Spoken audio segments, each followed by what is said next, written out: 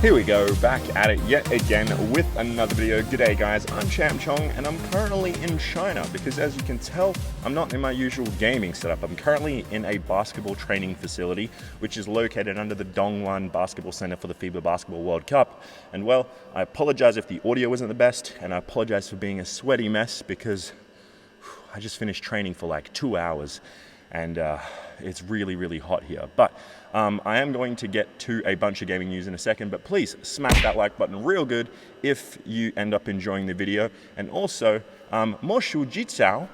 Oh, it's a magic trick. That's what it means in Chinese. It's all I know.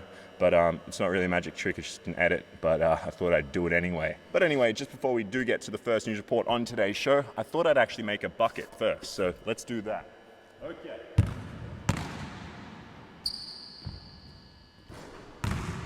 Better smack that like button real good because we have some gaming news to get to. And the first thing we are talking about is that the PlayStation 5 CPU will make development time much faster than previously expected and compared to previous consoles. It's actually going to be a major step up in this matter. So one thing we actually already knew was that the PlayStation 5 and the next Xbox console will both have much faster loading times for games, and that's awesome right there. The gameplay is going to be significantly improved overall, and then the loading times on top of that is going to make the gameplay even better. So that's something we already knew pretty much. But one really interesting thing is that a developer known as Tim Ash, who develops Lost Wing from Boxfrog Games, recently spoke on this point and actually talked quite in depth about it. Now, in this interview, he stated that the PlayStation 5 is using the AMD Zen 2 processor, which we already know also. But the interesting thing he stated is that the PlayStation 5 will have a huge setup for the next-gen console. But one really interesting thing that he stated about the CPU for the PlayStation 5 is that it will help developers reduce development times significantly. So it's not going to just be for players out there. It's not just for us gamers. It's also going to be for the development teams out there. And I am sweating. It's really hot.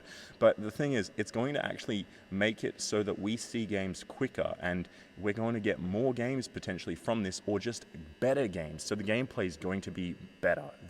The story, everything about games is going to possibly be better because of this, because of the reduced development time for the PlayStation 5 games out there and the next-gen games on the Xbox. So that right there is amazing news. We have so many ideas which are very hard or even impossible to implement in the current generation of consoles. Also, it actually reduces development time significantly as less time is needed and spent on optimization.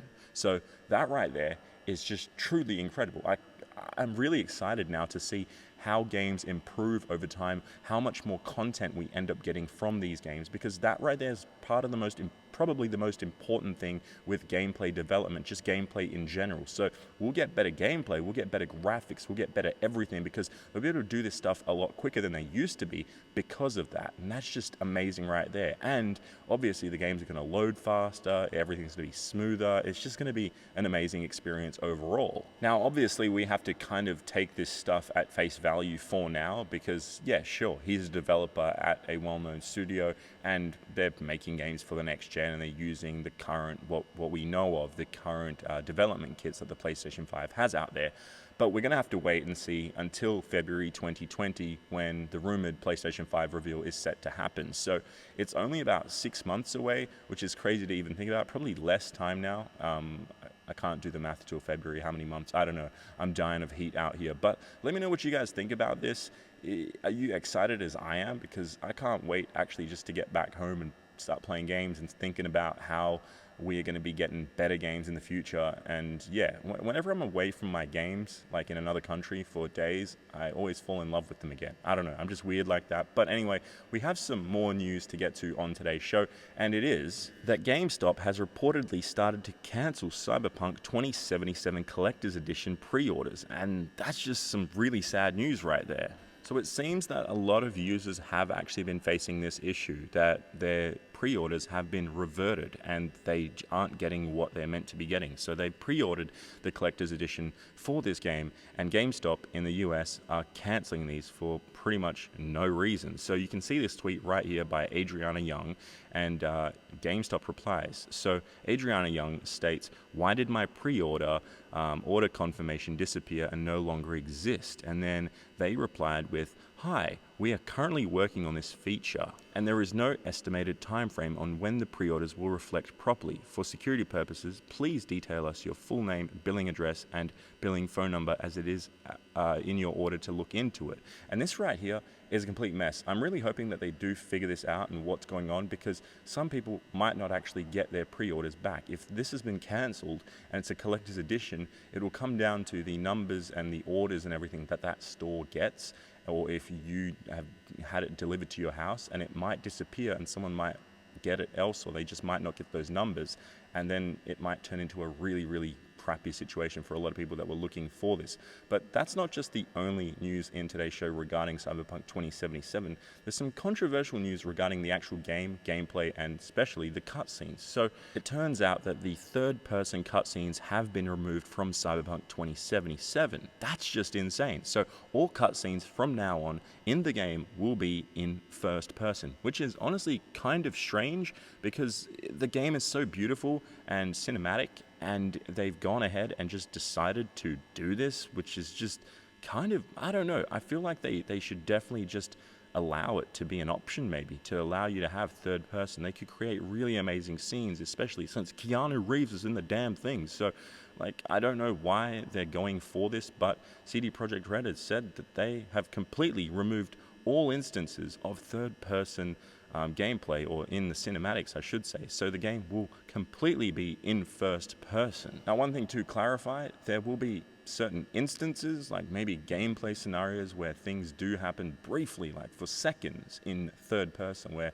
you will see your own character, but you pretty much will never see your own character. And the thing is, there is no actual way to see your character besides those few seconds, and I don't know how they're going to go about all that. Maybe it's a development issue. I don't know exactly why they've done this. They've just gone ahead and said they want to make it more immersive pretty much, and I really don't agree with that. I want a game that looks this good, that has this much talent, and especially a studio like CD Projekt Red that make amazing stories, amazing games, amazing experiences and journeys and adventures, to allow us to actually have like music play as certain shots, like camera angles and stuff, not just all from like the first person perspective. It just seems kind of like cheap and kind of dumbed down. I get what they're sort of going for, and maybe that's just an excuse for them to say they want to make it more immersive, but I don't agree with it at all. Let me know in the comments down below what you guys think regarding this. I honestly don't agree with this at all. It just seems like a cop-out, and I think they should allow the third person back in there, but it's probably too late, and they've gone ahead and created it all first person. And yeah, and specifically, let me just clarify, this is for cutscenes, like even cutscenes. This is the problem. Like, I don't mind the game being in first person. Go ahead, be in first person. I love first person games. I love third person games. I love top down, bird's eye view games, anything, right? But the cutscenes, it just seems kind of it just seems like a cop-out to say, oh, we want to make it more immersive. But let me know what you guys think about that. And now let's get to our final news report on today's show, and it's that Final Fantasy VIII, the remaster for the game, it seems to be censored. This game is coming out next week, if you didn't know already, and yeah, it's not going to be exactly like you remember it. Obviously, it's going to be a remaster, so it's different in that sense, but the game is going to be censored. So if you take a look at this screenshot right here from this Twitter user, you can see that the Final Fantasy VIII HD remake of the game, the remaster, you probably don't notice it right away. It does look better on the right. That's obviously the new one. But do you notice, if you look at the actual crotch area, it looks quite different. The character is dressed differently now, like underneath the harp there. And I don't know, I'm not too worried about this. It's the most minor detail, but people online are now starting to sort of band together, especially big Final Fantasy fans, and they want them to remove that and to make it exactly like the original. And I guess it's a sign of the times. Let me know what you guys think about this in the comments down below. I probably won't end up playing this game. I was never a fan of Final Fantasy VIII. 7's the OG game, the classic, the best one of all time. So, well, in my opinion. So let me know what you guys think about this. Is it a big issue? Should people be worried about it as they are? And apparently there could be even more things in the game that are censored and very different to what it originally was like. But yeah, you guys let me know in the comments down below. But anyway, that pretty much does it for today's gaming news. I am currently in China. I apologize if the sound isn't the greatest. I thought I'd just do it out of here for today, just because it's a little bit different. Tomorrow I might do it outside, like with the neon lights of China in the background. I don't know. I'll figure it out. But I just want to give you guys the latest gaming news, and I thought, why not do it here since I'm here training and stuff, and it's been a great time. Yesterday I actually got to meet Patty Mills, and especially got to actually have a mini chat with Joe Ingles, the Australian basketball team. So yeah, and I got to see a couple of games here at the FIBA Basketball World Cup, and I'm having a great time. Like, it is amazing. The food's very different. Pretty much nobody speaks English, but we're using like Google Translate and stuff to kind of like figure it out and try and get around, and it's very, very different. It's really cool actually seeing a completely different culture and just a completely different side of the world. We may as well be on another planet because it's so different. But yeah, I'm just having a great time, and yeah, it's awesome. It's either yep, there's people training basketball right now. So yeah, that's pretty much my time up right there, guys.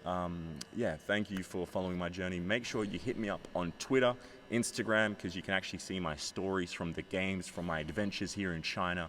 And yeah, I'm having a great time here, and I can't wait to show you guys more of what I do. And you know what, to end the video, I might actually just head over, make one final shot. I'm probably going to brick it because this is going to be one take. It's the one take wonder. And yeah, please smack the like button if you enjoyed the video, and if you are a brand new viewer, please click that subscribe button with the notification bell on. And thank you to all the brand new subscribers on the channel. Hopefully you guys are enjoying the gaming news. But I'm proud to be Australian, and I'm very, very sweaty. But I'm going to go make a shot over this guy. So let's do it. Okay, here we go. The official match spot. Put him right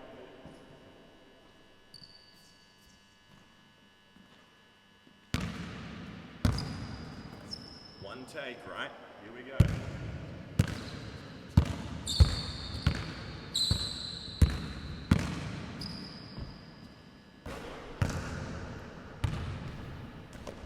Well, there we go, guys. I'm Champ Chong, and I'm in China because I love my country, Australia. Anyway, I'll see you guys in the next video. Hopefully you enjoyed this one. Bye-bye.